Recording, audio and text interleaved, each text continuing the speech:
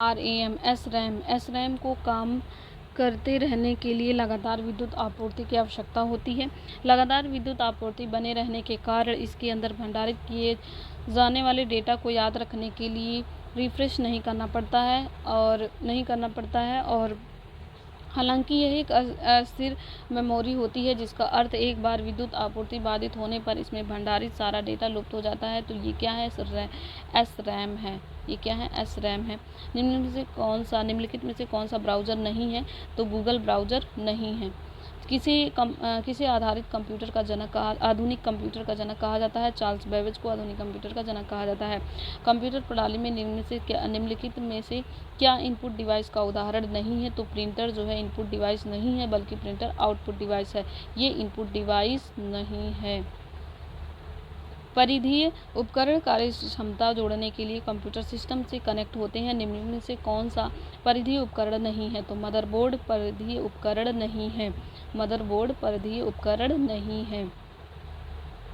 बैंकों में चेकों को संशोधित करने के लिए बैंक निम्नलिखित में से किस विनिश्चित तकनीक का प्रयोग करते हैं?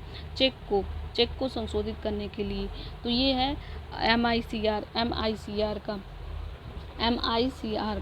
निम्नलिखित में से कौन सा उपकरण किसी छवि को डिजिटलीकृत करके टेलीफोन लाइन पर चित्र और टेक्स्ट भेजने या प्राप्त कर सकता है? तो ये है fax machine. Mouse, display, sound network और कीबोर्ड की सेटिंग को माइक्रोसॉफ्ट विंडोज़ के किस सेक्शन में बदला जा सकता है? तो ये है कंट्रोल पैनल में बदला जा सकता है। कंट्रोल पैनल में। TCP का पूर्ण रूप क्या है? Transmission control protocol. TCP का पूर्ण रूप क्या है? Transmission control protocol. कंप्यूटर की दूसरी पीढ़ी सेकेंड जनरेशन किस दौरान देखी गई थी?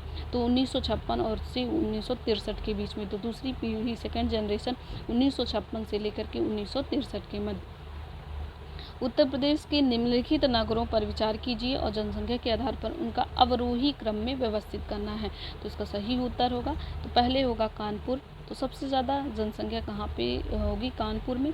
कानपुर के बाद जो है लखनऊ में। कानपुर के बाद लखनऊ में। लखनऊ के बाद गाज़ियाबाद। गाज़ियाबाद के बाद आगरा। पहले कानपुर, फिर लखनऊ। सबसे ज़्यादा कानपुर, लखनऊ, फिर गाज़ियाबाद, फिर आगरा। और इफ़को यूरिया कारखाना उत्तर प्रदेश में निम्नलिखित से किस स्थान पर है? तो इफ़को यूरिया जो है आंवला में है। उत्तर प्रदेश के आंवला में है। आंवला एक जगह है, वहाँ पे है। निम्नलिखित में से कौन सा युग्म सुमेलित नहीं है? आगरा, फुर्सतगंज, ये जो है सुमेलित नहीं है। कानपुर में, क्योंकि यहाँ जो हवाई अड्डा है आगरा में, वो खेरिया हवाई अड्डा है। कानपुर में चकेरी हवाई अड्डा, लखनऊ में अमौसी, वाराणसी में बाबतपुर, लेकिन आगरा में चकेरी है, फुर्सतगंज नहीं है। फुर्सतगंज जो है रायबरेली में है। फुर्सतगंज जो है रायबरेली में है। उत्तर प्रदेश का सबसे पूर्वी शहर कौन सा है? तो बलिया है। उत्तर प्रदेश का सबसे पूर्वी शहर बलिया है। उत्तर प्रदेश का राज्य चर्म विकास एवं विपणन निगम लिमिटेड कहाँ स्थित है? तो आगरा में है। जो चर्म विकास विपणन निगम लिमिटेड आगरा में है। उत्तर प्रदेश के निम्नलिखित जनपदों को उनमें पाए जाने वाले खनिजों की तरह सुमेलित करना है। तो सोनभद्र में मिलता है चूना पत्थर। सोनभद्र में चूना पत्थर। ललितपुर में तांबा। ललितपुर में मिलता है तांबा। और इलाहाबाद में मिलता है सिलिका बालू। सिलिका बालू इलाहाबाद में मिलता है। गंगा नदी उत्तर प्रदेश के किस जनपद में प्रवेश करती है? तो गंगा नदी बिजनौर में प्रवेश करती है। सूची 1 को सूची 2 से मिलान करना है। तो 84 गुंबद कहाँ पे है? जालौन में। 84 गुंबद जालौन में है।